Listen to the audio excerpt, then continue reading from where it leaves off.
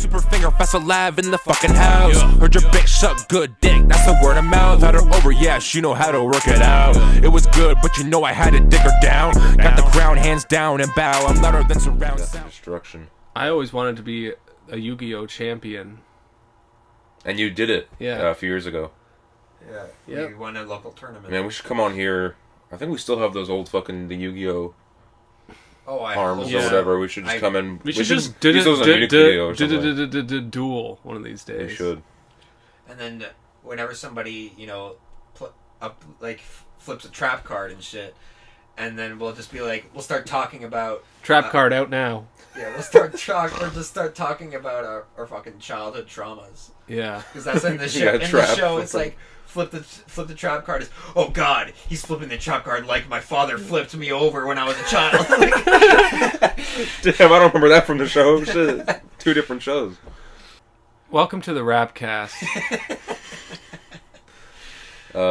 This is the trauma episode where we all dive childhood deep into trauma. our traumas. And yeah, we're gonna have like a doll where we can show where the priest touched me. Yeah. We're gonna have some victims come through. Spoiler alert, it was my penis. Damn. Which you well, can, just you skip can ahead guess, to that part. You can guess where that's located. My name is Ramon. And I'm one of Jerry Seinfeld's close friends. Yep, of course. Season 6, Seinfeld. I think it was season 7. When I looked at the thing, I thought it was season 7. Oh, yeah, you're right. It was season 7 because... Episode 8. Susan... Okay. And later on in the pod, we're going to be talking Baby Keem, who does reference Seinfeld in his new album, The Melodic Blue. I looked up, I saw on like Reddit or something one day, someone mentioned how there was someone named DJ Seinfeld, and I'm like, I have to listen to whatever this is. Wow. And I did, and it was not very good. No, I mean, it's like, EDM type shit. I don't know if it was EDM, but it was just some shit I didn't... Like, did it have anything to do with Jerry Seinfeld? No references or it's to the... just a different, I think it's just a different name. Jewish guy? I don't know if they were Jewish. Wow. It may have just been a reference just to get the clicks from people like me and you. And it worked. Do you think it's strange that we haven't listened to Wale, even though he has like 2 or 3 projects about Seinfeld? I have heard the one Wale project a long time ago, but I don't really remember. Here's the thing.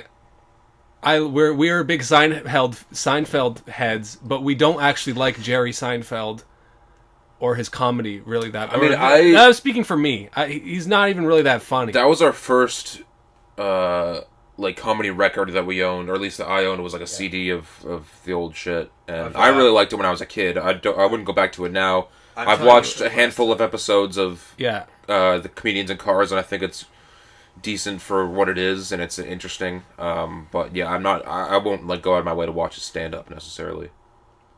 Because the show is the best thing he's done, in my opinion, so, But it's Kramer and George and Elaine that are really the good characters on that show, and... Yeah.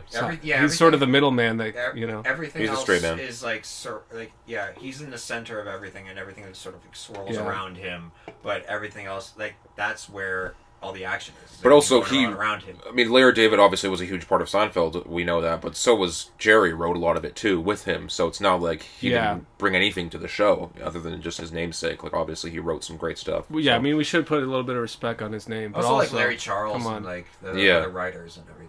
And Larry Miller and Larry Bird. Yeah. And Larry the Cable Guy. And David Bird. Yeah, Dave Chappelle. Alright, we're getting fucking bogged down already. 5 minutes. So how's life, man? Fucked. Yeah. Speaking of... You're taking pictures of little kids now? I was just thinking about this. Shooter. I was thinking about this earlier. The sand on this beer, which came from the sand that's still in my backpack, sort of... Why was there sand up where you were? Well, you go to the beach, and then there's sand in your backpack for the next couple weeks. Like that Seinfeld episode I was just talking about. Yeah, well, it's sort of a metaphor for the summer. It's fading memory. That's true. Because it's September 24th or 20 something. Yeah, 24th. Fall is it's fucking freezing cold. It's cold now. Sometimes that happens. Like, where, I'm the pissed off. Seasons change, and they actually change. Like, it says on the calendar, and then all of a sudden it was cold that day. I hate it when that happens, man. Like, bro, at least let me fucking lead into it. But probably fucking November, there's gonna be a whole week where it's like fucking 25, like some shit like that. I mean, we had like I hope so. Like thousands of years to like get it right. You would assume like, oh, this is the time where it gets cold. So obviously, this is where. It was the official first day of fall, I think. Like a few days ago. Yeah. So. And it was cold then. Yeah. So they nailed it. You know, I guess so. They figured. Don't worry, global warming is gonna make it fucking feel like summer all the time. True. I also like how we completely glossed over the fact that I said that you were taking pictures of little kids now, and you were a school shooter. But anyway, let's talk about you. I forgot. Yeah. We know how to pivot away from those types of sensitive discussions. Issues. Sick jersey, man. Thank you. Is that the North? As a clarification, I take high school photos for fucking for high schools and. All right. Oh, R.I.P. Norm Macdonald. Throw one of those out there. Toronto zone. Is he from? Really? Yeah. I thought he was from Montreal. He may have been from Montreal, but I remember I was watching some clips and he was talking about Toronto, so I know he's Canadian. Canadian hero. For sure. Pour one out for him. We're just fucking actually start pouring some shit on the fucking... Yeah. We just keep pouring. Crack open another drink, fucking keep pouring. Things just like electrocuting. Yeah. Completely off topic, but when 21 Savage releases a new album, we had a little gathering of the minds, meeting of the minds, and just stay tuned for that, because that's going to be something special. We'll talk to you about that after the pod. Savage Mode 3. You were talking about the summer, kind of talking about seasons and stuff. And I have my child, my summer playlist that I have. And to me, playlists are very significant in my life. I have a playlist for every mood, just like George Costanza, the title together. He has a fit for every occasion, for every mood he's feeling. Yeah. And I have a playlist for a lot of the moods that I feel. And when you talked to me about this topic of more so DJing, I guess, like at a social function. Yeah. I just find it to be an interesting discussion of... What do you do when someone hands you the aux cord? And how weird is it to try to impress people with music or give people the vibe that they want? It's kind of... it's a whole art. DJing is a legitimate thing that people do. And it is an art. Yeah, it's a whole not an art form that I've ever really respected or thought about at all. But I think it is interesting how there's like the dichotomy, as it were. $5 word right there. I went to college. It's like you sound like Plankton. I went to college. I was trying to think of a bar to work that into, like Plankton saying I went to college. I was trying to think of something. Yeah. Anyway, off topic. Go ahead. Shout out Plankton. Feeling small. I was in there. I don't know. Yeah. The dichotomy of just as an artist is okay. I'm just going to express myself, but it's also like I want to play to the crowd to a degree. You know what I mean? And it's the same thing with DJing in different social contexts. Like when you're at the party, you don't want to ruin the vibe with some shit that's not gonna, But at the same time, you don't want to be, too apprehensive and too playing just the safe shit. Playing, you want to like, safe. Yeah. Has there been any moments that stand out to you of like the wrong vibe? Either you throwing a song out that completely is the wrong vibe and it shows, or there's like a moment that happened, or vice versa where you pick a song and then it really hits off with everyone and everyone's like, oh, this is fucking sick, who is this type of thing? Can you think of any off the top? Yeah, I mean, this is just something that happened recently the other day at work, which DJing at work is a different whole other situation because you're on the job. And not every job has that capability. My workplace is a mixture of people of all different ages and nationalities and men and women, so you can't necessarily, or you kind of have to play to the crowd to a certain degree where you don't want to... I mean, the thing about work is you have to be there. Yeah. So you don't want to annoy your coworkers too much. Yeah. Whereas if you're at like a party and someone's playing some music you don't like, you can always just walk out of the fucking room. Yeah. Or go do hang out at the smoker's pit or some other place where people are. But basically the story is homie was on the aux cord and he was playing like classic rock hits, and he was playing Leonard Skinner Freebird. Okay. And it was like a couple minutes into the very long guitar solo. where I was just kind of getting tired of it, so I went and walked over and switched it over. I switched it from Freebird to Really Doe by Danny Brown, featuring... That's a crazy jump, man. That's like the whiplash. Did anyone say anything? Like, did you see people like visually being like, "Oh, like what was the reaction, if anything?" Or is it more? I didn't really notice. It was more for me. Like, I just wanted to put some real beats on, you know, because like that's the thing about in a lot of social contexts. Like, you're at a store, or you're out in public somewhere, you just hear the radio music, and it's just the standard shit. Classic rock, and safe. Like, that whole kind of classic rock is like safe. It's like generally. Some people can really jam to it, but it's mostly meant to be background noise that no one really like. And that is the kind of music you want to listen to in certain occasions. And at work too. Yeah, that's what I did with actually at Party City was I was just carrying my phone around with me because and so nobody was like regulated to like, this is what we're all listening to. It's like, this is what I'm listening to, but if I'm passing by somebody, they hear it. I every single time tragically hip every time, and they would always go off, like people would be singing along to it. So it's like there's that kind of level Canada. There's definitely some safe picks for us fucking Canadians that we can throw out, but really Doza, that's a little bit of a strange one. Well, and that's when you get into the other topic of, is this appropriate? Especially when you're playing music that has lots of cuss words and misogyny and racial slurs. Well, for work that's a whole different thing. Yeah. But that depends on more factors about like where you are, and like if some boss is going to walk by and be like offended that you're at your music choice or something like that. But exactly. At this point, I've been working at this place for a long time, and people know me and they know my sense of music, and they don't like no one's going to say shit to me.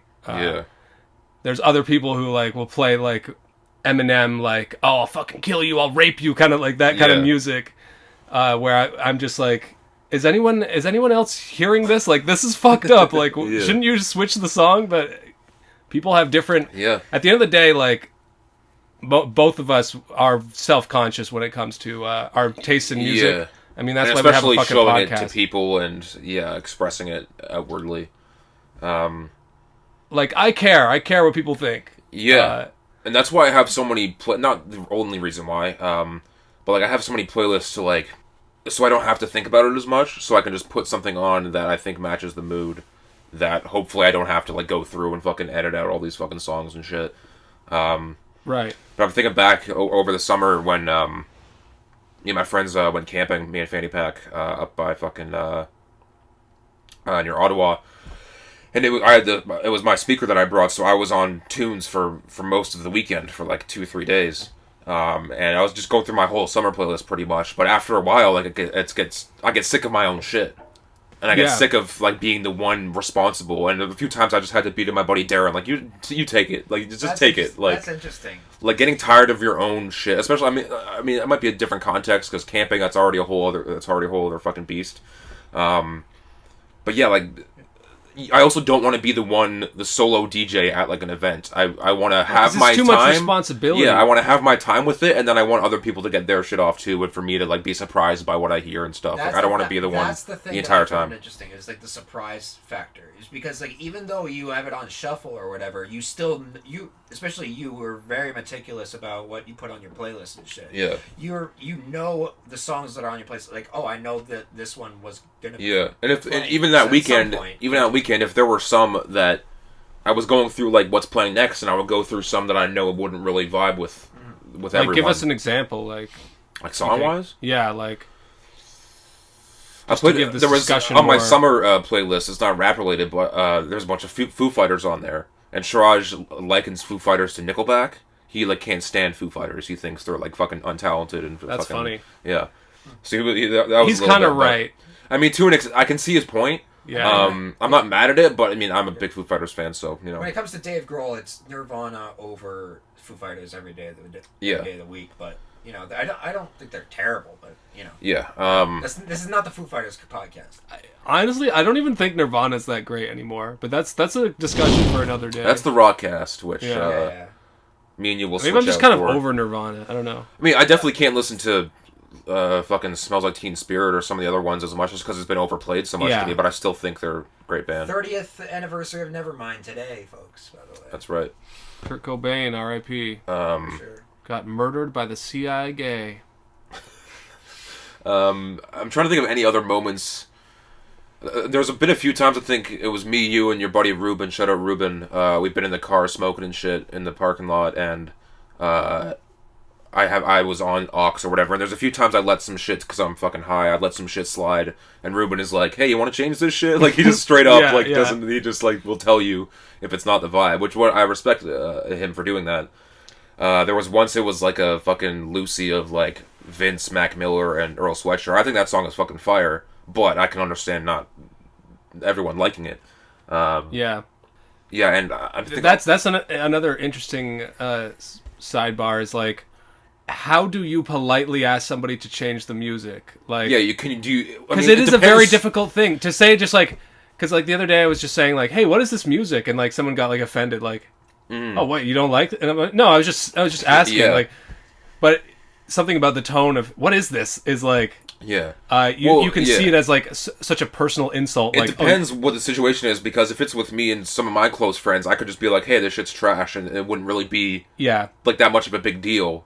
I probably wouldn't say it like that, because I also know that a lot of my friends are big music heads and they care about that shit. But if you're with people you don't know as well, or that you're more concerned about what they might think about you. Honestly, I don't know if I would say anything.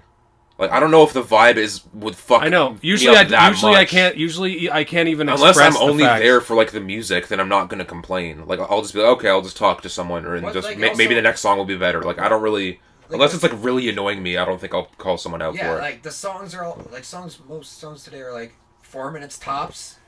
Like, just sit through it. It's not... Yeah, but if someone is playing, like, a lot of, like, fucking Alexis on Fire or whatever, like, fucking for 30 minutes straight, I might say something. Yeah. But, I don't know what I would necessarily say in that situation. It's honestly a tough thing to, like, you have to... You just have to be polite about it and say, like, yo, switch up the vibe. You want to switch up the vibes, or like, I don't know, or like just give a suggestion about something else that you might want to hear. Yeah, like, hey, can I make a request, or something like that might not be. Yeah, I think the phrase "Can I make a request?" That's probably the safest, and that's what I also did on that weekend as well. Is that after a while I got tired of shit. Like any requests, like I'm taking other people's suggestions and putting that shit in there. Obviously. Yeah, one of the interesting things from my workplace is that we made like a work playlist that everyone adds songs to. So it's like a schizophrenic time when you put it on, and like the other day, there was like some good choices. We were listening to like some AC/DC. First of all, it was AC/DC, then Radiohead's "Creep," then back to AC/DC, which I thought was just an interesting the two sides of rock music, like complete stupidity versus like feeling sorry for yourself. But then anyway, the point is, a song came up called like Barbara Streisand, which is like some really annoying club track that just goes woo, woo, woo, woo, Barbara Streisand. Woo, woo. Okay. And it does that for like the whole time. Yeah. And I just was like, this song makes me want to kill myself. I hate this. Especially at a thing like work. No one's gonna switch this like track, if you're already having a bad day, then something like that could really perturb you. While at a party, if there's a song you don't like, you might say to your buddy or whatever, "Oh, this is trash," but you're not going to go seek out the person who fucking... Yeah. Or you're not necessarily going to go up to the fucking thing and fucking unplug it and put your own shit necessarily. You're just going to wait for it to go, and then hopefully the next song is better, right?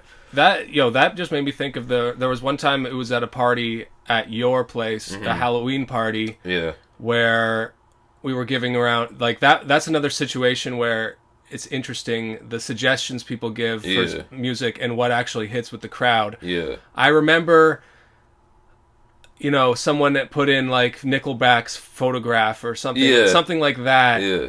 Or The Killers, Coming Out of My Cage and Now I'm Doing Just. Mr. Brightside. And it's like these are like white kid jams that like everyone, all the white kids at the party like singing along to all the words, and it reminds me of that thing where people say white people dance to the lyrics, black people dance to the beat of a song or whatever. Yeah, I think I've heard that. There was one. There's a video on my Instagram. Not shouting it out. I don't want anybody to know it.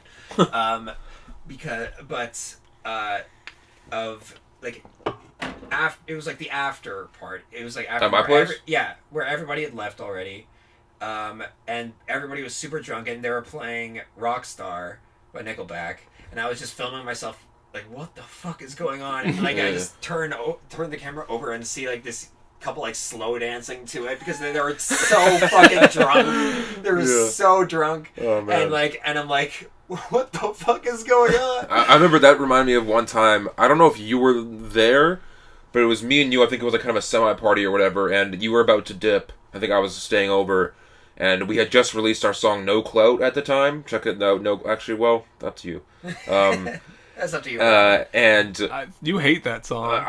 I like Josh's verse. I don't like my verse. I don't like my verse. One of the best Jay Pacey verses, in my opinion. But anyway. Thank you. And I remember saying like to my buddy Hayden, and I'm like, yo, do you want to put on No Clout just real quick before Josh goes, so me and him could just jam out to it? And it was already like at the later stages of it, so no one really gave a shit. But that's not something that I would do at a. Like, yo, put on one of my songs. Like, I'm not gonna fucking... Oh, my God. Like... Picturing doing that for, like, my work friends or, like, some people that, like, you know, I don't want to embarrass But to be myself. fair, I think, like... I think a few times that has happened at a party at my place where one of my roommates have put on, like, Charlie Sheen or... Overdose or something. It's okay without me asking. Yeah, it's okay if one of your roommates. Yeah, but if I ask, that's I'm not doing that. I mean, let's just sneak it. Like next time you're at work, sneak it in the play. Yeah, people are like, "Yo, who is this?" Yeah, that's my buddy Young Jizz. Yeah, just put in like Quentin Rap or whatever. You know, like yeah. Quick like that. It'd be great. Honestly, Charlie Sheen had a bit of a moment in the Ryerson circles, right? Well, yeah, people were playing that song. In my school, there were, and the word got around that there was, my girlfriend knew about Young Jizz before she met me. She had heard in school, like, oh, you know, there's a rapper named Young Jizz and goes here, and she was like, oh, okay.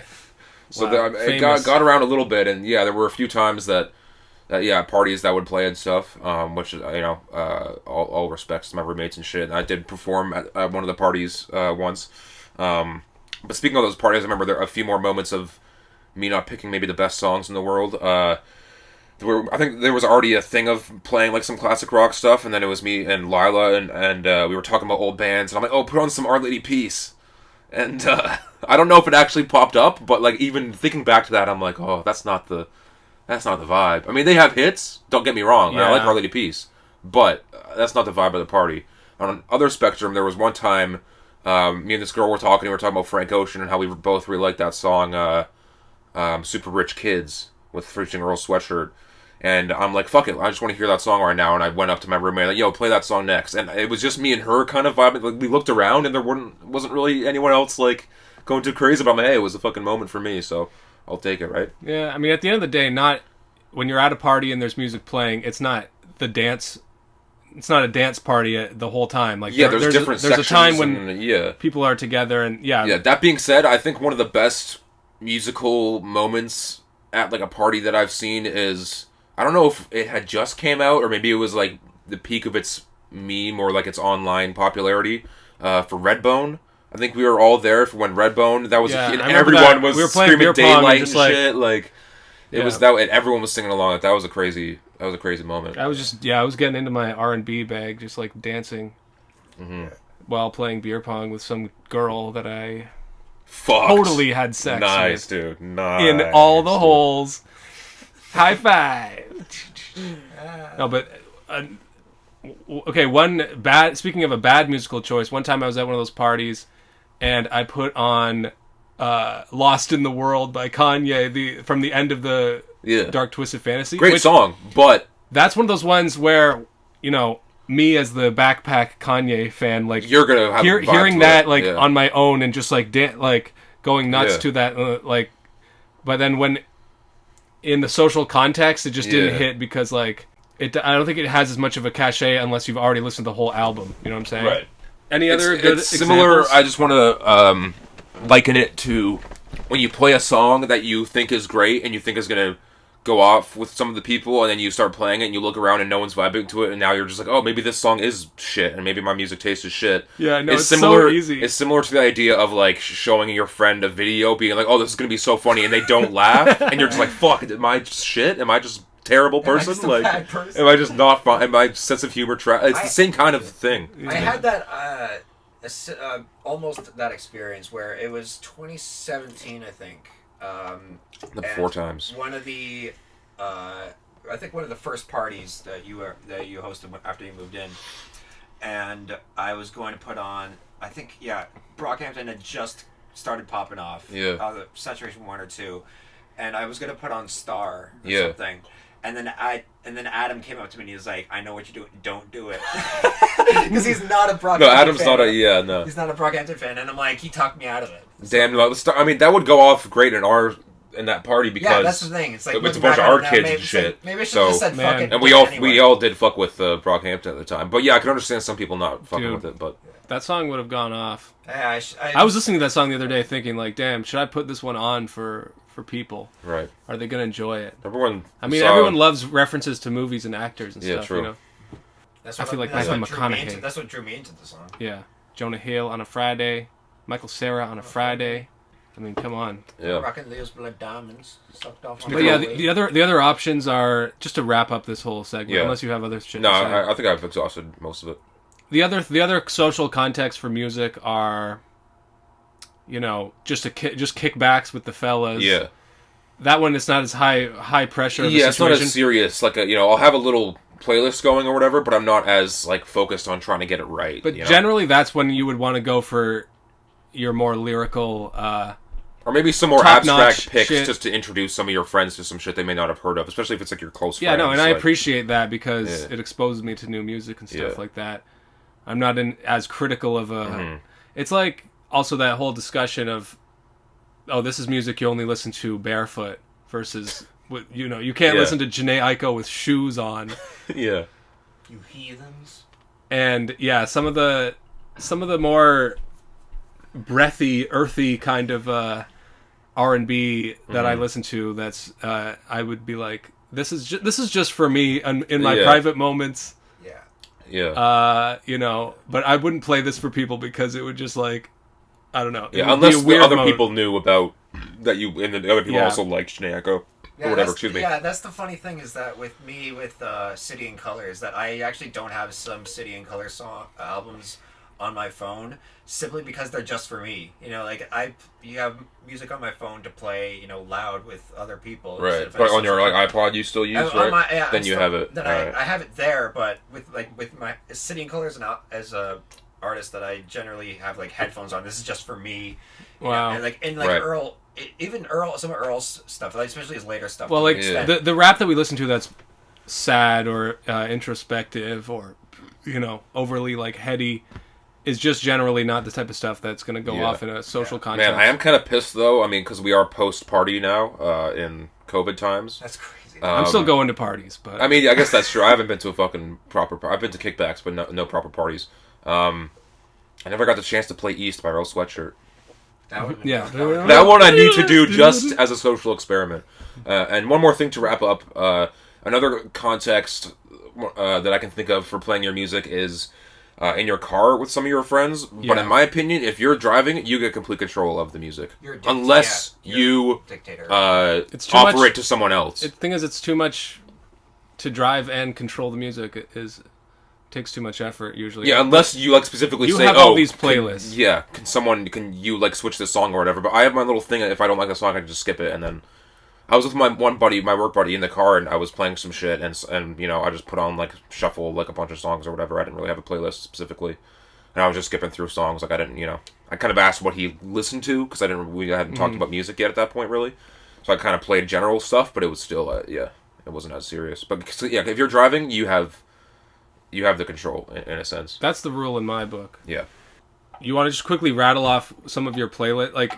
Are your playlists all just generic? This is my summer playlist. This is my morning. I can go through some. I know you have a falling asleep music. I have a falling asleep one. Shit that's low key, for the mornings too, where I don't want to hear heavy bass shit. I want to just hear some chill shit. But that can be troubling though, because that might make me fall asleep again. The first thing in the morning. No, I agree with that thing about how in the morning you want to hear stuff that's a little bit sweeter and slower and more gradual. Also, I can't hear the fucking I don't want to hear Lil Wayne loud ass fucking drums. Yeah. Also, there's that thing of you don't have one of your favorite songs be your alarm, because then you'll end up hating it. That's what I did. I have "Good Morning" by Kanye as my alarm, and Yeah. It kind of ruined it, but...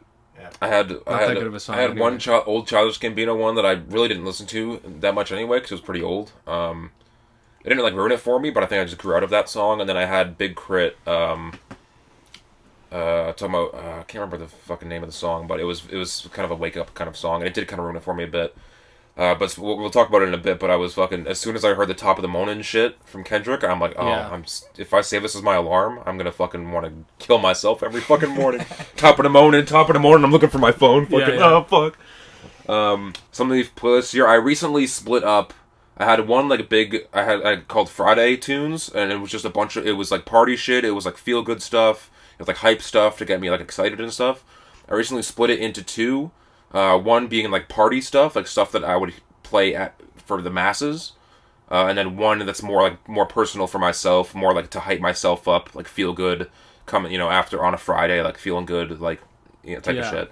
I have one for smoking weed. I used to have my Halloween rap. I have one called Spooky, which is for like Halloween shit. But the thing is, like spooky music is not necessarily like the vibe for Halloween, like. If it's a Halloween, if it's a Halloween party, yeah, I would maybe get off like 4 or 5 of the ones in there, but like I'm not gonna play that at a party. I'll listen to it on my own. Yeah, if it's a kickback and it's in the Halloween season, I could see the spooky thing going on. Yeah. Depends on how. Just the fellas, though. Yeah, it depends on how hard you're celebrating Halloween, like the spooky aspect. Yeah, if you just watched a horror movie and then you're going out for a fire, or you want to play some spooky shit. There's horrorcore rap that we love. Yeah. That's hits different when you're in the spooky season, but then when you're at the Halloween party, you kind of just want to hear Monster Mash or like something. I don't ever want to hear Monster Mash. That might be a hot take, but fuck that song, man. No, but I'm just saying you want to hear you want to hear stuff that's we've had this discussion before on the I like Monster Mash, okay, and I will defend it to the death. Yeah. I'm just saying, like the scary rap music is not always the stuff that people want to listen to. Fair. If we're all just getting drunk and having a good time. I just remembered somebody that I knew in high school had their alarm as the Penderecki piece Ode to the Victims of Hiroshima, which is basically just screaming violence that sound like they're screaming and shit. Like, and it's like that's how you wake up every morning. Are you fucking nuts, man? Yeah. Wow. High school, man. This fucking movie. Right, Hiroshima, never forget. I'll let off some of the rest of these. My loud playlist of just a bunch of songs that have to do with smoking weed when I want to be in that bag. I recently started one for night driving, for when I'm driving at night, like airy type of like Drake kind of like shit, like kind of spacey, like stuff that's about like 3 a.m. staring. Yeah, like contemplation, lyrical shit. Some like trip hop kind of shit. Yeah. I have general R&B rap. I have shower ones that I want to really fucking get my. I don't understand that one. Ones that I like to sing and are you listening to like leave the door open in the shower and stuff like that? Okay, yeah. Stuff that I can't get off in my regular voice, but in the shower I can, like it feels like I can sing a little bit better. So I want to get some of these off. Imagine like I think it's like the steam in the air, like kind of loosens your vocals, and it's the tiling and the acoustics. When I'm in the shower, I throw on Frank Sinatra. That's life. That's a good one. That's a good one. On my Joker shit. But yeah, that's kind of. I think we've exhausted this topic. Yeah.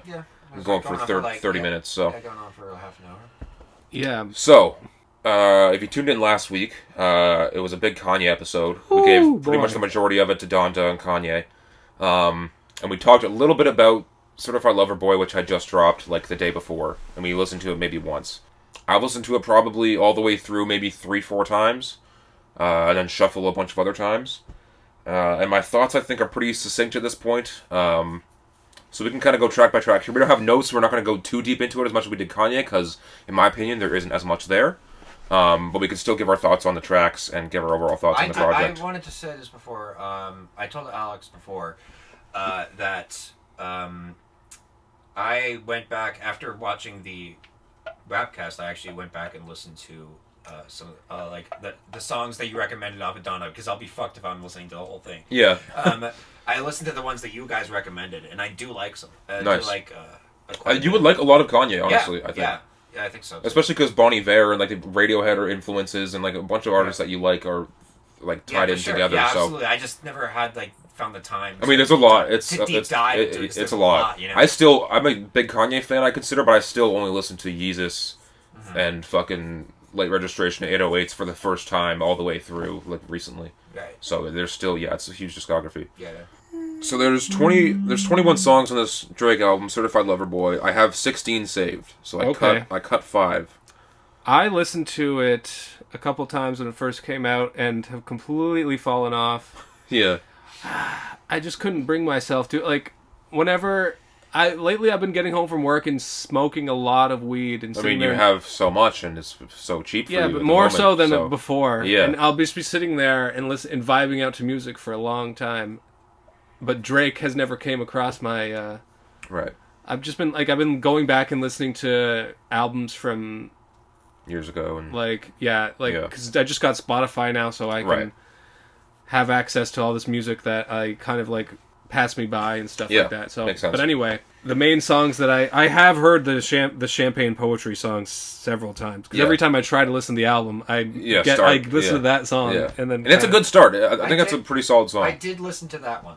And I do like the Michelle interpolation. But other than that, like, there's not really that much. Yeah, I think what I said, not last week, but a few weeks ago, of it, like, kind of not really starting, like, it's a good song, but, like, the beat should have dropped at some point. I still kind of believe that, but I think it's still a pretty solid intro at this point. Like, the album I was much harsher on when it first came out. It has grown on me slightly, but I still kind of remain... You remain bullish. Yes. I think Champagne Poetry is a great song. Like, I just think that. Yeah, I like how it has several parts to it, and it's like, that one part where he's like, "Whew, heavy day. It's been a heavy day." Yeah. Like, he gets you ready for that Drake shit, like that sort of self-serious, introspective. Yeah. He's pretty good at intros and outros. I think he's, like, nailed those at this point in his career. Yeah. He's pretty good at giving, like, we know what to expect from his intros and outros, which might be an argument or a detriment to some people. Saying, like, oh, he's just playing it safe when we've heard these songs before, which is fair. So the next track, Poppy's Home, like, I kind of remember that one. I just like the metaphor of, like, him saying, like, he's the father to all these kids. I'm like all these people. I'm the father to you all. Like, I know, like, Daddy's hasn't been around that much, but like, for that song, it's funny to me. That song, I like most of it, but to me, the ending, like, ruins it. Like, I don't. What's the ending? The ending, it has, like, Nicki Minaj kind of like don't let me get your mom in here. Nicki Minaj has a little thing she says, which I don't mind. But then the last, like, minute and a half, it's just him singing like, "Daddy's home, Daddy's home," and I'm like, this is gross, man. I don't want to hear this shit, man. Yeah. It ruins the song for me. It's like, wait, Drake, are you is this some Freudian, I'm like, he's slowly coming out as a pedophile. I mean, every album... A little bit. Every album is a little bit step further into that. The Darkland demo tapes, he says, like, fucking, He's starting to groom us into it. Drake is grooming the world. Oh, my God. Episode title. Right fucking, there. On Darkland demo tapes, he says, like, Michael Jackson shit, but the palace is not for kids, he says, on Darkland demo tapes. And on this one, he says, I think he says, quote, on one of the songs, "I'm actually Michael Jackson." I'm like, bro, what? You actually Michael Jackson? I think he's just admitting to it. The whole Drake-Michael Jackson comparison thing is so fucking played. Stupid. He's not Michael Jackson. Yeah. He's Drake. Yeah. It's impossible to be as famous as Michael Jackson was when he was famous. 100%. Because fame is just not the same as it was. Yeah, when, like, 100%. You know what I mean? Like, Come to me when you make Thriller, and you literally have the world watching you. You know what I mean? Like, it's fucking crazy. As big as Drake is, I think his reach can't really be compared to that of a conventional pop star. For sure. Whatever the word conventional means. I realize that word is doing a lot of the work there, but, like what exactly I mean by that, but you know what I mean? I get it. Moving on. So that song kind of irks me a little bit. Girls Want Girls. Can we just say that it's a bad song? Fuck that one. Yeah, fuck that one. And Little Baby, I will say, this Little Baby's on this one, right? Yeah. Yeah. Little Baby, okay. I was pretty harsh on Little Baby when he first came out. I'm like, oh, it just sounds like everyone else. The past year or so, he's had some really good features. It kind of turned my opinion on him a little bit. This one I don't had think... a good feature on the J.Cole album. Had a good feature on the Kanye album. You know, I think was he on the Tyler one, or was that someone else I'm thinking of? No, he was not on the Tyler. Anyway, there's been a few more in the past year or so that I've liked. This one isn't really one of them. There's nothing to it really. He has a better play of because Drake has the whole lesbian bar. Yeah. And Little Baby does it a little bit more cleverly, where it's like the thing about I like eating pussy. Yeah. She said she liked eating pussy. I'm like, me too. I'm like, okay. It's a little more clever than what Drake is just saying. He's a fucking lesbian, like a goddamn middle schooler. Yeah, this song does fucking nothing for me. It's fucking. It's just Drake it's just is like, boring. I'm gay about getting pussy. Yeah. Shut up, man. The first time you were listening to it, I was in here and you were over there, and you were like, ugh. All I hear was like, ugh. Yeah, I'm just like, shut up. It's like, good start, man. Right? Yeah, I literally, yeah. My first reaction could have been filmed, and there would be a bunch of audio that would have been funny. I'm just me being like, ugh, what the fuck, and shit like that. In the Bible, I'm trying to remember In the Bible. Also a boring song to me. I actually kind of liked the his hook on that one, but it's just repetitive. Drake. Yeah, it's kind of just boring to me. I think he's done that song better in the past. Give You On feature is okay. It doesn't really add too much. Little Durk I could take or leave at this point. Lil Durk shouts out his wifey's cosmetics line.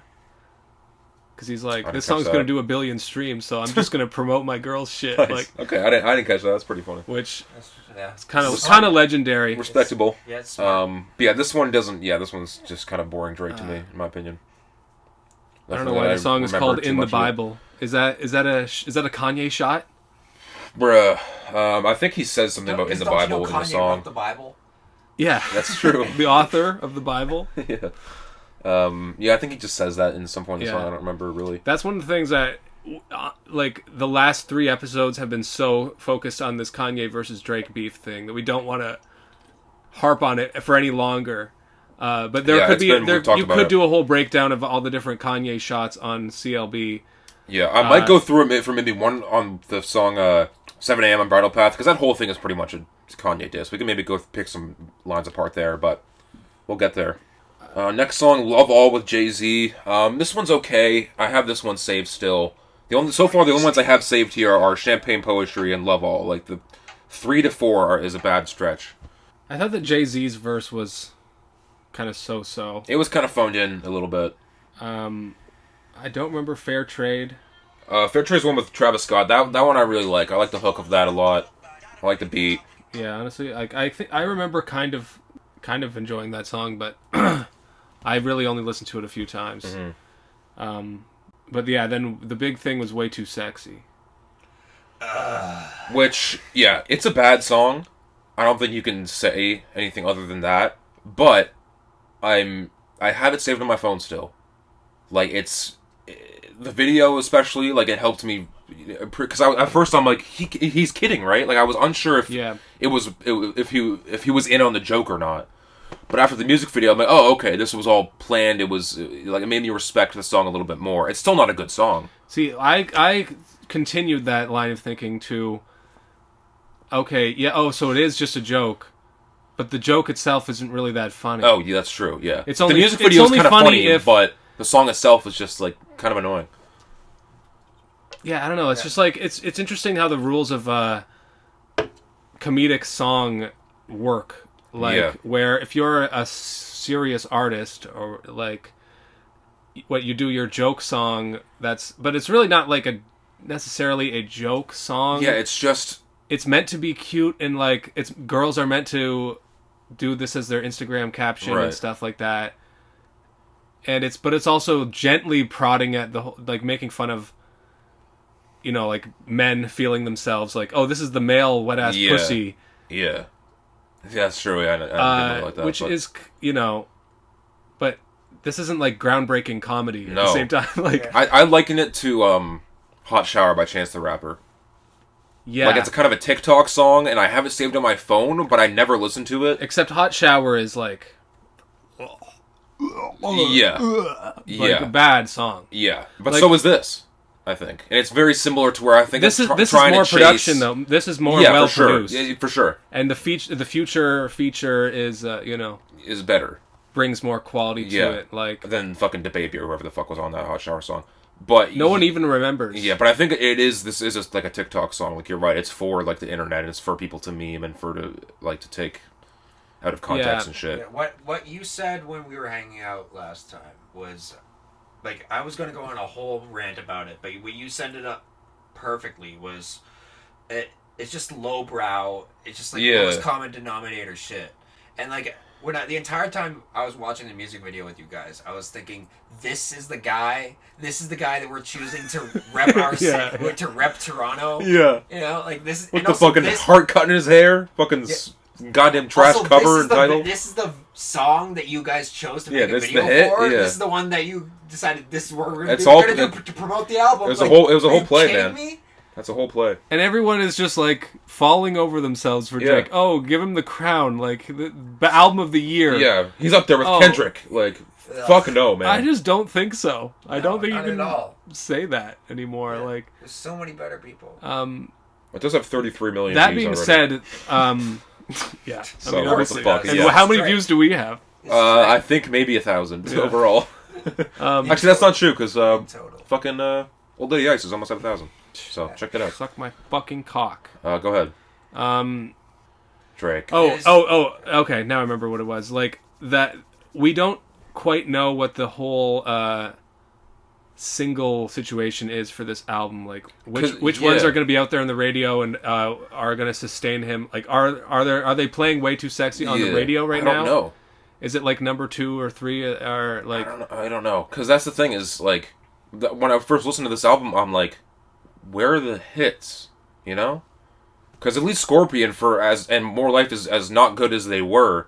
You got Nice for What? You got God's Plan. You got In My Feelings, which I didn't like that song, but still, like, you had undeniably hits. Yeah, big hits. There's no like undeniable hits on this album, and to me, if fucking Laugh Now Cry Later was on there, that would be.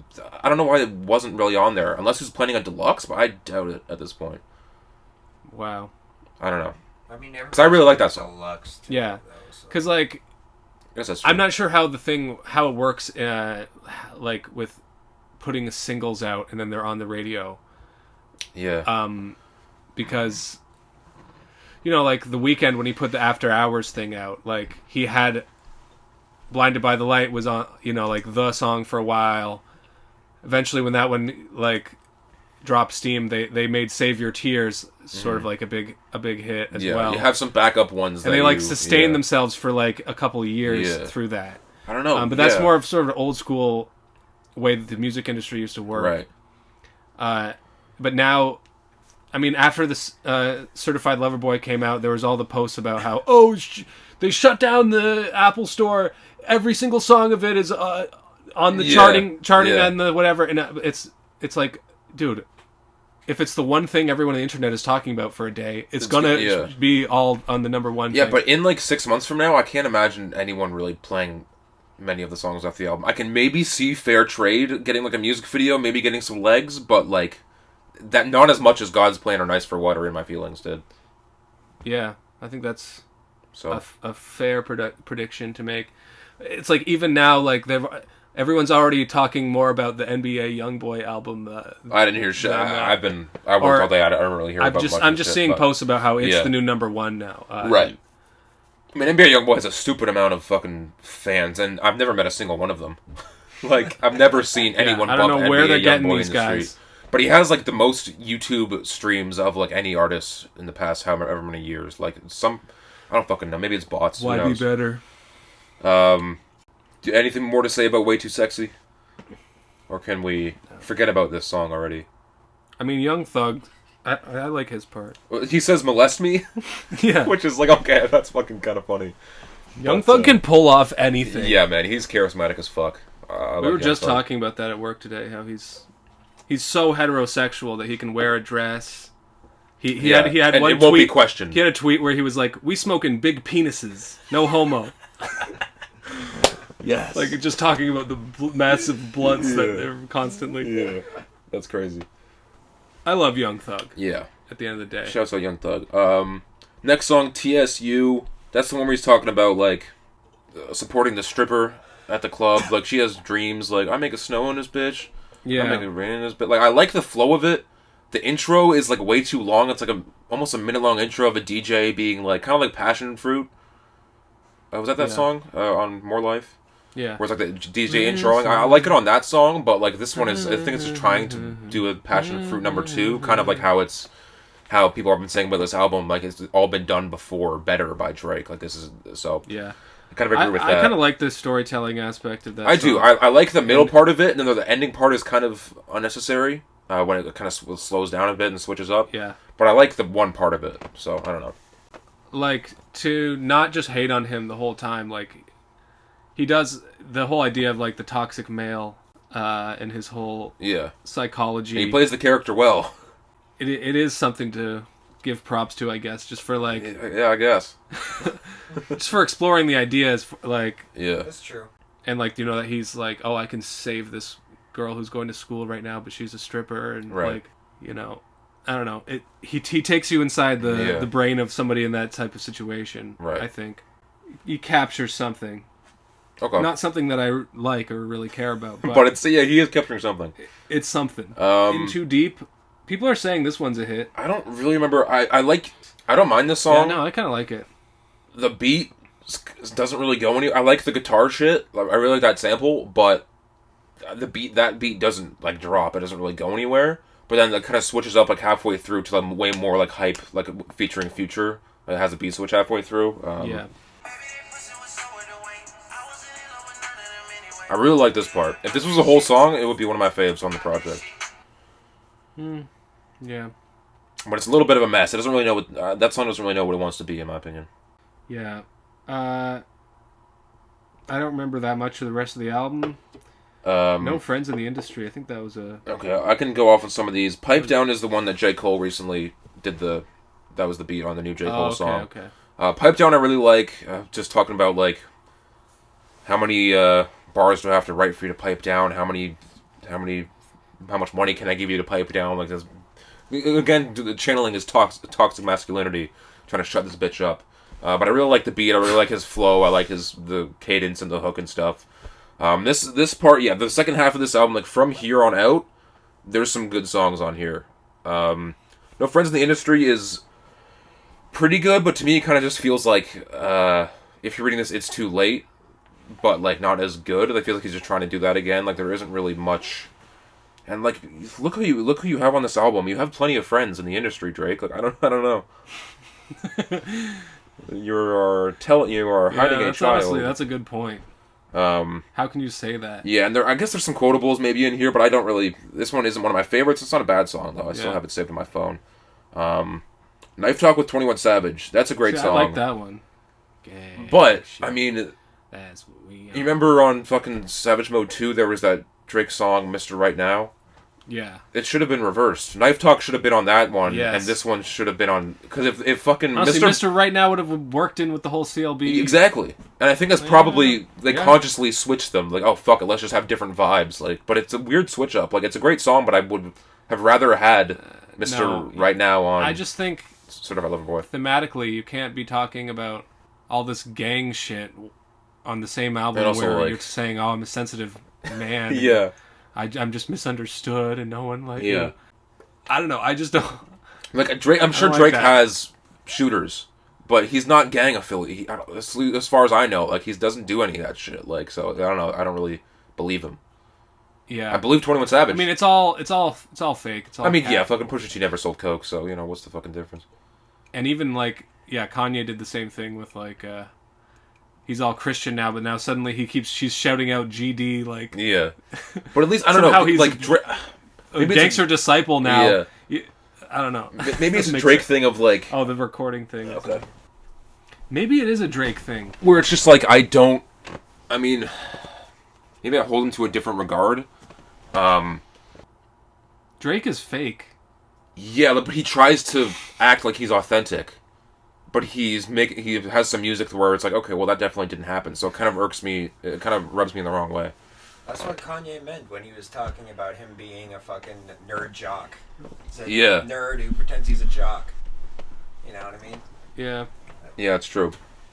Not that there's anything wrong with being a nerd. That's true. Or a jock, really. Just pretending to No, be fuck them Chads, man. Just be pretending to be something that you're not is where you lose it. Yeah, next one, 7 a.m. on Bridle Path. That was a good one, man. That was a gem from Josh. I didn't even fucking get it. I'm trying to get through the rest of this fucking album. 7 a.m. on Bridle Path. That's a good song. Again with the timestamp and the date or in the place. Yeah, all Kanye shots pretty much talking about how about you set that fucking address on your phone and let's squash this shit instead of you fucking posting this shit for social media and all that kind of shit. Yeah, that's one of those ones where I wish I did some research, then I would be able to break down some of these specific the bars. references, make specific references to things and blah blah blah blah. But since I didn't do that, I'll just say, yeah, it's kind of great just hearing him trash on Kanye for a whole song. Yeah, makes sense to limit that to one song for the most part. Yeah, I'm glad it wasn't throughout the whole fucking thing. We were talking about that beforehand about how you don't want, or just like we were discussing if it's even worth it for Drake to dwell on the whole Kanye beef too much for the album, because it might just detract from what he's trying to accomplish. Yeah, I don't know. I think it will sort of date the whole thing years from now when people are listening to this, like, oh yeah, the Drake versus Kanye thing. That's exactly what I was thinking. Yeah, it's gonna set it to where it is dated and where it's no longer. It's like there's some parts. Must be kind of frustrating to know that neither of them can really outlive the cultural moment that they put their albums out in. But yeah, I don't know. Maybe years from now, this will all be forgotten. I'll kind of go through the rest of these tracks here. Race My Mind is a good track. There's nothing too stand out to it, but I like that one. Fountains is the kind of like dance hall type of shit that I don't like from Drake. I think it's kind of phoned in. All right. I just don't like him in that fucking style. I didn't like it when he did it on More Life. I don't like it when he's doing it now. I like that he's doing less of it, though. Not because he's a culture vulture, but because that as don't well. Like it. Both. A little bit of both. Wow. Get Along Better with Ty Dolla $ign is a really good track. Drake singing is pretty good. I wish Ty Dolla $ign had a more substantial feature. I didn't even remember that one because, I think Ty Dolla $ign had a... It was like the outro. He had but it was just him repeating the hook, right? But I like the whole idea, more toxic masculinity of like, fucking... I don't really fuck with you anymore, but like I still fuck with some of your friends. Like that idea. Classic. You Only Live Twice is probably my favorite song on here, with Rick Ross and Lil Wayne features going crazy. Yeah, that was a good one. Yeah, Drake keeping up to an extent with those two. Beats Nuts. I Miss You Too with Kid Cudi. I do like that one actually. I like both their contribution. I kind of like them going back and forth. Drake going like, whoa, whoa, whoa, whoa, and then Kid Cudi doing his hums kind of thing. I don't know. I kind of like their chemistry on that one. Yeah, Drake. There's both full Kid Cudi and full Drake on that track. That's one of those collabs that makes sense. But also, they had like beef and shit. Like, we haven't got a collab from them. I don't know if ever. It's funny to think about them beefing. Yeah, because they're like the two sensitive guys. I know, yeah. Sensitive guy beef. Fucking Fans, I don't like. I'll just say that. And The Remorse is a good outro. Okay, you're not allowed to fuck your fans. Yeah, what? That's rape. Yeah, that's sexual coercion. That's using your whatever. Yeah. Yeah. That's level 3 sustem. Yeah, so I mean, I don't know. Overall, it's probably a better overall album than like Scorpion and More Life, but those albums have better highs. Baby Keem. Yeah. Two Phone Keem. Top of the morning. I didn't even really know if we were gonna discuss this on the pod until I actually started listening to Baby Keem's project, and then I was like, "Damn, this is on some new shit. This is on some. There's something new, interesting going on here. Like, this guy has his own style that is very of this moment. Yeah, it's kind of hard to put your finger on exactly. But I was interested in trying to do that with you. Yeah. Because I think there's something very, like, unique and interesting about Baby Keem. I don't necessarily love the whole album. Yeah, me too. But there's a lot of interesting ideas on this. It's weird. It is a little weird, and I'm not sure I fully get some of it. But like after listening to the opening track, I was like, okay, this is actually something. Because Trademark USA is a great opening. I was expecting going into it being like, I'm gonna do this for the 2 Kendrick features, and then I'm out. Yeah. But I found myself really liking the song Trademark USA. Yeah, I love the whole fucking LLC this Glock, LLC my bitch. Yeah, like the whole. I like the part. Hold up, hold up, blood, hold up, sis. Yeah, I love this flow. I love there's like 3 beat changes in it. And I like all of the moments too. I love the whole I'm a hot girl. Like that shit is fucking hilarious. No, yeah, it's like I was singing that to myself on the way back from work today. That one has so many catchy hooks. Shout out to the dead, dead. Like, I don't know what it is about, like, what it says about the quality of some music that you find yourself, like, hypnotically repeating, like, these very short little phrases that are said. Like, does that necessarily make it, like, the best music in the world? Yeah, or have substance? Not necessarily. It just gets in you, though, somehow. Like, it's kind of like a meme. He's kind of like a meme rapper in a way. A little bit, but like a new form. And he said, he tweeted recently, like, me and Kendrick Lamar made, like, 4 different languages during this album. Yeah, we were bored with rap, so we made 4 languages. Yeah, and I kind of understand what he's talking Brothers, about. Caveman Brothers, or something. I kind of understand what he's saying. Like, there's so much shit on here that I don't fucking know what the fuck he's saying. But it's, like, it's good, though. Like, and it makes sense in a fucking stupid... Top of the Morning shouldn't be good. But it fucking makes sense in the song. We'll get to that song. Yeah. Range Brothers cracks me up. Rover Gang. Yeah. Rolly Gang. So fucking funny, man. So funny. Holy shit. Even Kendrick's like background thing is so dog, funny. I'm not even done with Trademark USA. She's hot. The other hook from that song I love is I was 15. I was 16. I was 15. I was 16. Like, I don't even know what he's why what Yeah, you get it. You aged, bro. Yeah. No, but he only mentions being 15 and 16. Yeah. Doing what? Yeah. It's like not even worth analyzing because it's like he just said some shit. Yeah. You know? And like I love it when someone that's one of the great I saw some interaction on Twitter recently that was like someone hyper analyzing some shit and then the actual rapper who wrote it quote tweeting just saying, "Yo, I just be saying some shit sometimes." Yeah, exactly. I'm gonna be honest, it's not that deep. It really ain't that deep. Yeah, sometimes it really ain't that deep. No, but I like that. I like to create the meaning for myself when it comes to.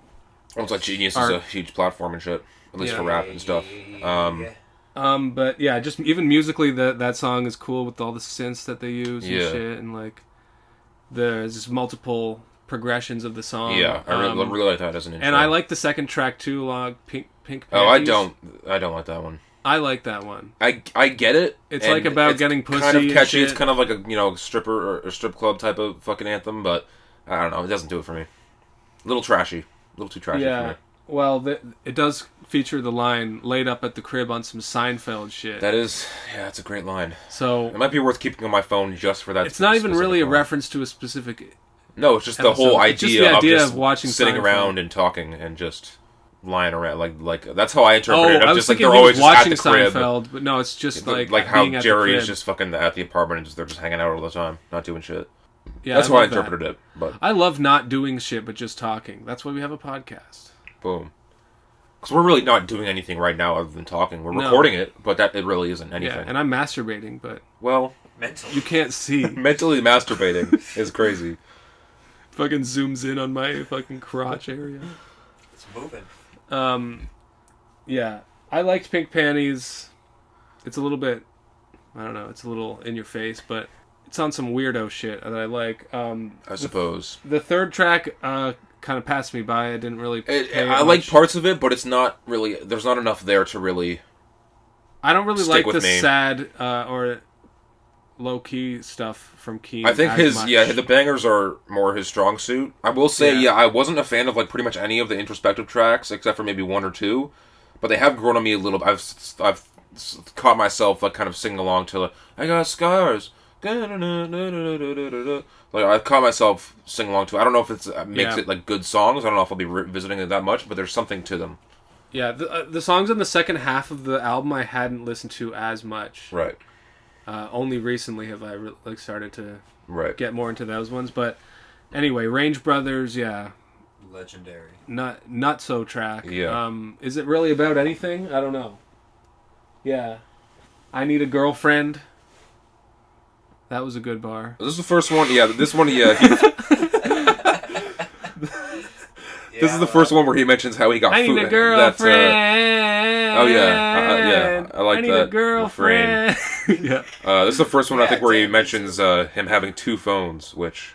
Yeah. Sure, man. But I like how much of it lyrically it's just about like dysfunctional relationships with women and like just thinking like it's impossible to fall in love like because you always just fuck it up or the person ends up like being evil or just like I love how he just like expresses himself having hurt feelings in a way that is like funny and like I don't know, it's like doesn't take himself too serious. It's just because his voice is just wacky. It's hard to describe. Yeah, there's something about it. I remember in the early podcast I was like kind of criticizing it in a way like he does this like cute guy, this like cute voice of like, oh, would you say, but like I can't really do a good impression of it at all. Cute's not the right word. Yeah. Someone likened it to being a mix of like Playboy Cardi, Kendrick Lamar, and Travis Scott all in like one. Yeah, and that's a pretty good. I don't see the Travis. I can see Travis just in terms of like he has potential, but this isn't quite there. Like this is kind of like. Did you ever listen to Days Before Rodeo, the one with the blue cover? Yeah, no, but I know it's you the one mean where like I could see potentially him having a cult classic rodeo type album in the near future. Like, I mean, this is his first album. So, yeah. So this isn't his first. This is his first commercial. He has 2 other projects before this that I think are also on streaming services. Right. But yeah, he has potential. I could see him fine tuning, cleaning up this type of style, and progressing it a little further to make something that's really special in terms of relating it to Travis. Right. I just interrupted you. I think you had something. Was that? Did you get off what you were going to say? I like the every little bitch that's born looking like soft porn, only meant for your ego to bruise.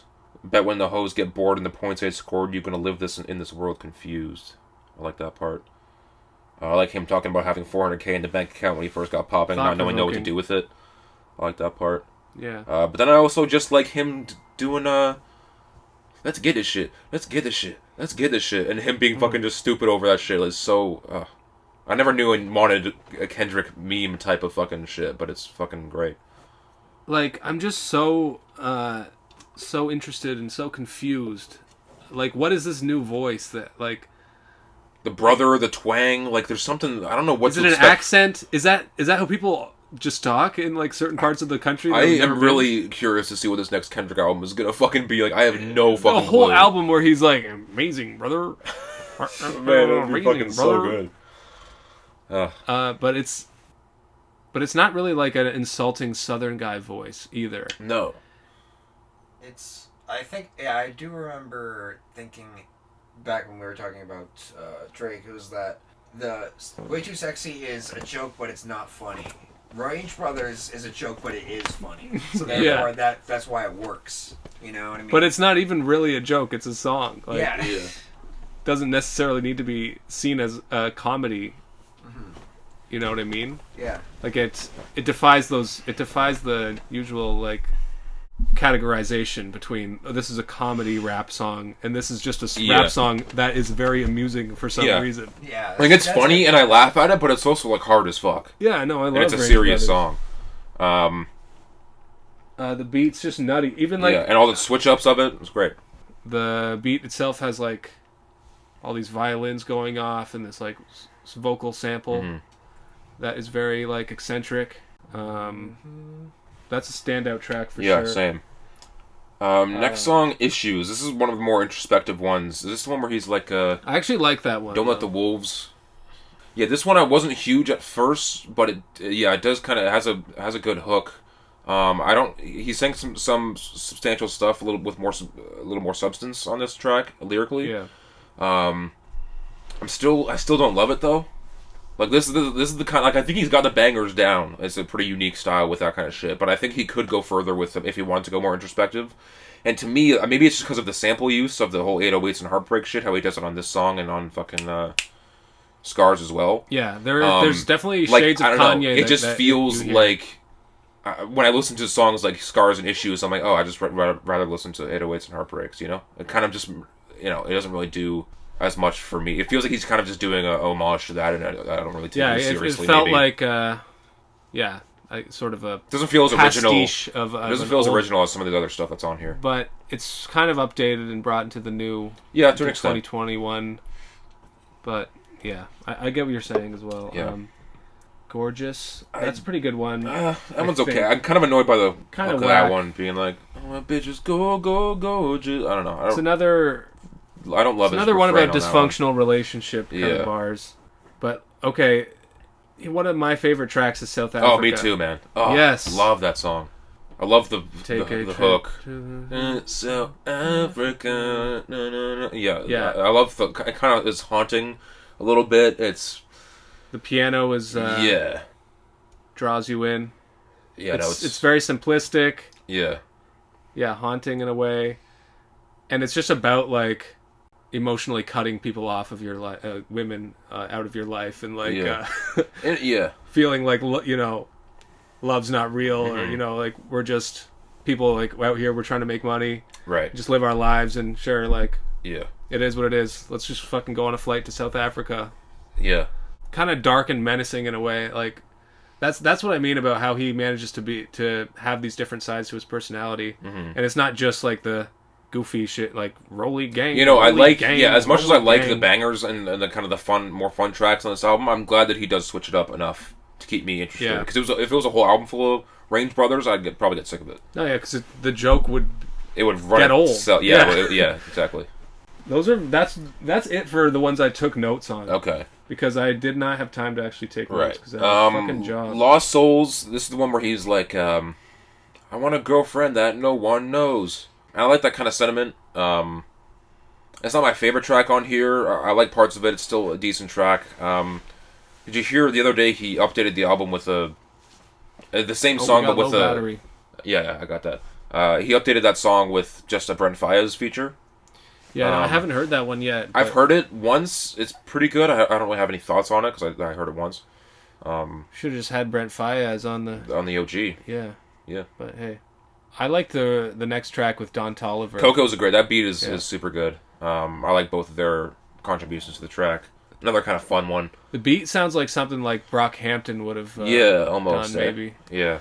That's the other thing, like, about how this album is, a unique, weird blend of different types of popular artists, like by Kendrick Lamar's cousin, Hakeem. Yeah. So it's like very out of left field kind of in a way. Yeah, but for sure. The production is like, overall on the album is like, it sounds modern in a way, like this could only come out in 2021. Right. But also has elements of more old school type of shit to an extent. Yeah, but it also feels kind of minimalistic or bare bones. Yeah, some of them definitely do. Yeah, for sure. Like you would expect maybe, like a CLB kind of style thing has a lot more bells and whistles and slick production and stuff. Where as this still sounds a little bit more from the basement or from the because it's from the I guess what is Top Dog like behind this whole thing? Or no, it's all PG Lang. It's Kendrick Lamar's new label that he's starting because he's leaving TDE, right? His next album's going to be the last one on TDE. So Keem is going to be on this? Yeah.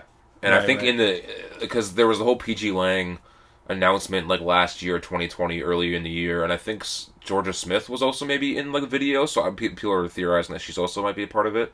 I don't know what he's planning with it, if it's a label, if it's more than that, I'm not entirely sure, but I guess we'll see. Probably sooner rather than later. Nice. Family Ties, we've talked about that one. Fantastic track. Only gets better the more I listen to it. Facts. Scars, I mean, to me it just sounds like fucking Love Lockdown. That's a song that it samples, right? The drums? Yeah, this totally sounds like 808s and Heartbreaks. Yeah, to me that's just that's the one. I'm like, okay, it's a pretty good track, but like I just would. That does sound like Love Lockdown. Because it is directly sampled from it. But even the use of the piano is like reminiscent of the way that certain other tracks on that like RoboCop from sound like from. that. Yeah, so not in love with the more introspective shit, but I respect it. But yeah, no, for sure. And I think that if he hones that sound more and focuses on that, then he can make some really compelling stuff with that style. I still don't like Do-Rag Activity that much. That one still, that still goes to me. At this point, we've talked about it like 3 times on this podcast. Yeah, probably.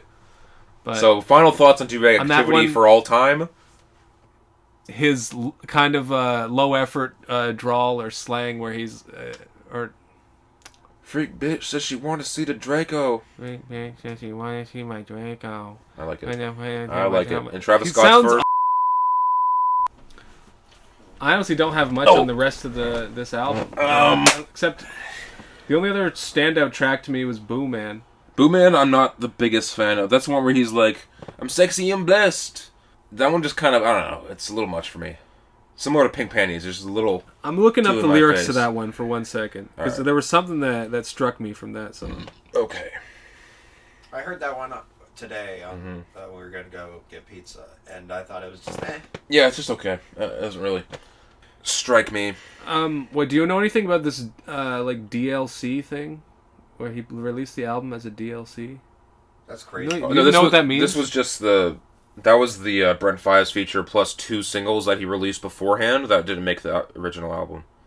I think it's No Sense and something else. Calling it DLC though is crazy.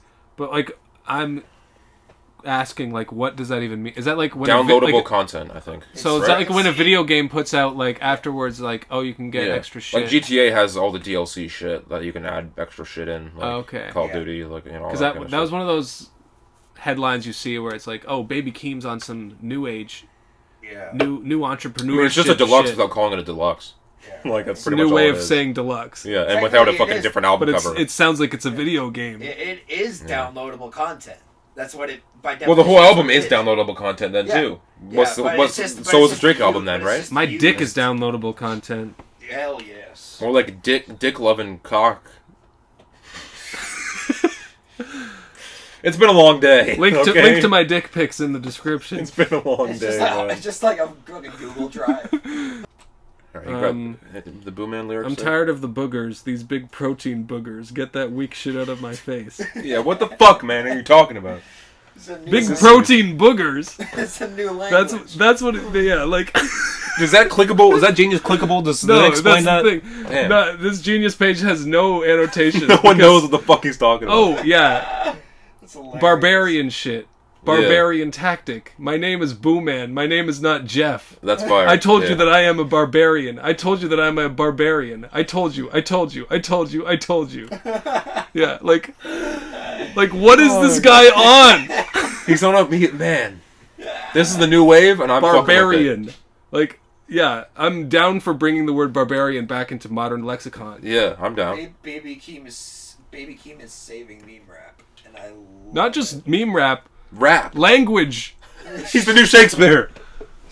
He's inventing words now. That's the thing. Half of it is a meme and half of it but we also do kind of think like this guy could be, the next fucking Kendrick Lamar. I don't think that. No. That's Travis going Scott. a little far, but I'm just saying like... New Travis Scott, I can see. This is one of these new guys that you might expect us to just hate on because we're fucking washed up 25-year-olds. Yeah. Even though you're not 25. I'm a little more hip. We're still washed up. Oh, yeah. I've been washed up since I was fucking 18.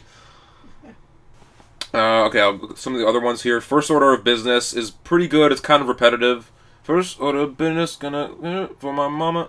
First Order, like I like it, but again, it doesn't. I like most of the songs on here. He's flowing on that. Yeah, but like some of them are like First Order of Business, Boo Man, Scars, Lost Souls, Gorgeous, Issues, Scapegoats. They're all not bad tracks, but they're also to me like just okay. Vent, I really like. That's the one where Kendrick has the fucking hook of "Have you ever been punched in your motherfucking face?" Like that shit is fucking hard. Yeah. Love that shit. That's funny too. Yeah. Yeah, that one's a standout Sorry, I'm just song. laughing at big protein boogers right now. Like how, like, was he just eating a protein bar high as fuck and he had like a booger in his nose? He's like, okay, let me write this shit down. Like, what? I bet he hasn't done a single drug or even drank one drink once in his life. He's probably one of those guys. Maybe. It'd be hilarious. Like the craziest shit always comes out of the most sober people. Yeah. You know? I think Tyler smoked weed before. I think Yachty also isn't straight edge. I think he was sipping lean the past few years. Because he got pretty fat at that one point. I always thought that was the joke with Lil Yachty, was that he was straight edge. He only eats pizza, doesn't do any drugs. Oh, he still eats like fucking shit, but I think he has sipped lean in the past. Okay, well, whatever. Yeah, it's their fucking business. I don't give a fuck. Yeah. And then the last track, 16. This is an introspective track, and this is my favorite introspective track on here. I really like this one. The beat is really good, and it was apparently a demo from Damn. Like the beat was like it was not supposed to be on Damn, but like it was part of that package, and I guess Baby Keem heard it and he wanted to do something with it. That's cool. Yeah, that's the kind of shit that I would want to hear more of on his next project. But overall, like first impressions of my first ever Baby Keem album, I think it's pretty solid. It has a lot of potential, room for growth for sure. It's sloppy at parts. I'll definitely listen to the next one. Yeah, me too. I'm a new fan, so add him to the pantheon. Well, not quite the pantheon. Yeah, he's not a god. Yeah, come on. He's a demigod. Because he's related to a god. Yeah. Boom. That's good. Okay, there's a few things we can get out of the way here. Some new tracks. Talked a little bit about that J.Cole one over the pipe down beat. He's trying to throw his hat into the ring to keep this whole Mount Rushmore of hip-hop discussion I like going. that he mentioned, like, because obviously Kendrick, Drake, and Cole are aware of, like, that there are a lot of people's top three, like, considered, like, the top three of the game.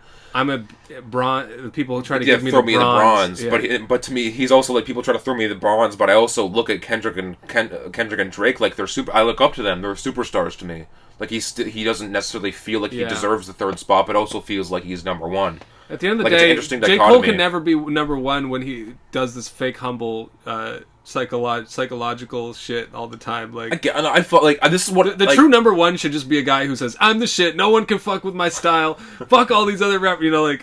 Yeah, I guess. But actually, no, that's not. To me, like I really liked Off Season. We've talked about it obviously, but like this kind of more introspective shit and like him getting real like with the shit is like a little is kind of the Cole that I prefer though a little bit. As much as I liked Off Season. No, I like the music, but I'm just saying like it's. I don't know, for people to act like he deserves to be number one rapper in the game or number two, right? When his stuff that doesn't have the same appeal to be like a number one type guy, like. But he still fucking sells like crazy numbers. No, yeah, he does, but I feel like it's for the nerds. It's for the like I don't know. It's for the more backpack kind of. I guess. Yeah. Somebody said Cole raps about like the lives that people are actually living rather than the lives that they wish they were living, which is a lot of other rap. But usually the greatest of all time guy is someone who can sell people on a completely fake. True. Yeah, I'm not saying Cole's number one, but I think he does deserve a spot and deserves to be recognized like for his abilities and shit. Yeah, he does for sure. Yeah. But it's just interesting how he even sees himself as like a third, I really liked his thought process behind the track and how also I was also thinking about like did the money water down my art? That's what I was just about to say. I'm like that's a really good because people were saying that about how like after 2014 Forest Hills Drive people have been saying he hasn't had an album that good and like he doesn't have as much shit to talk about, which is a problem that a lot of rappers have or seem to have. When the struggle ends in their life. Yeah, so I like that he is acknowledging it and how he's being super introspective on this track. I really fuck with it. And it's, it's good that Cole, isn't keeping quiet for this shit. He's throwing his hat in the ring, like you said. I respect it.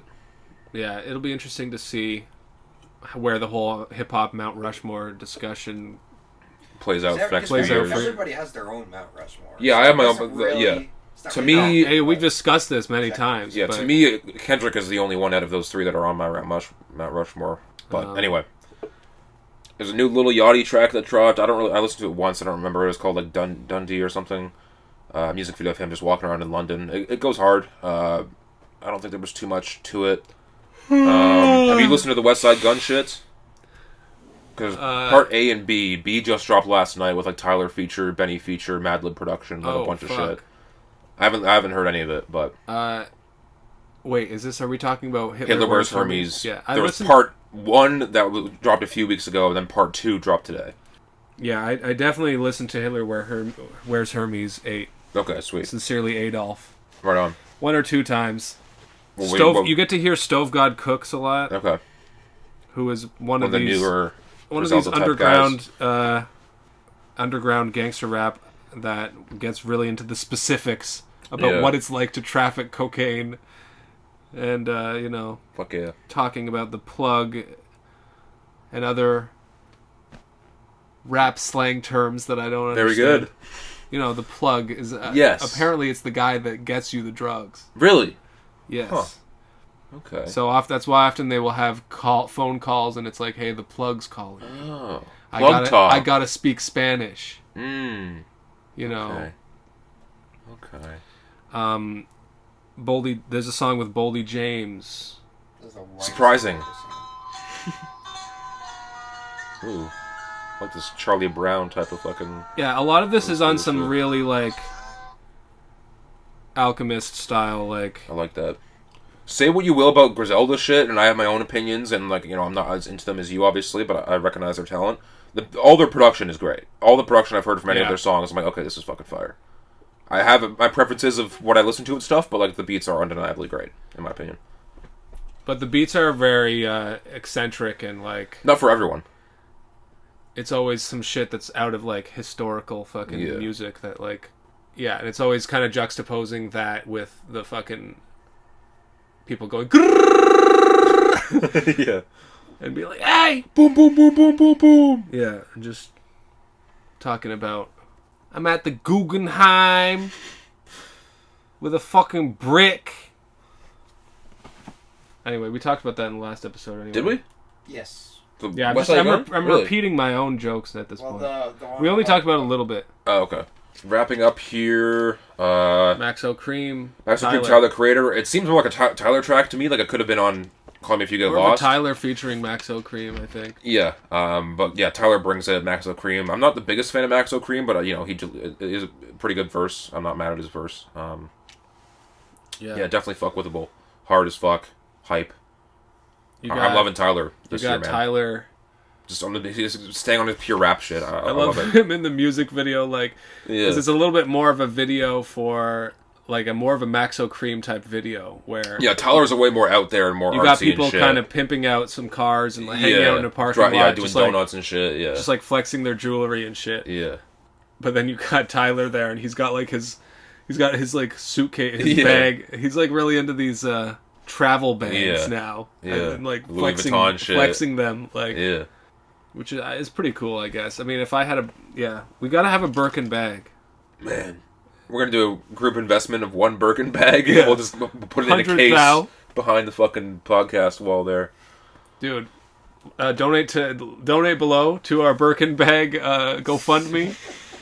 Get the Rapcast boys a Birkin. Facts. You get nothing in return other than our appreciation. Someone DM Quavo right now. I'm icy Quavo. Hit me up. Beef Beat a Pac-Man and Zach Fox song is hilarious.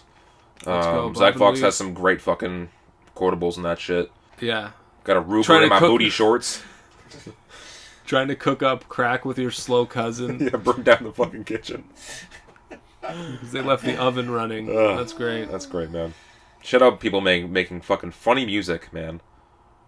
Yeah. We need it. Like us, guys. Stop trying to put us in the same league as Zach Fox. God.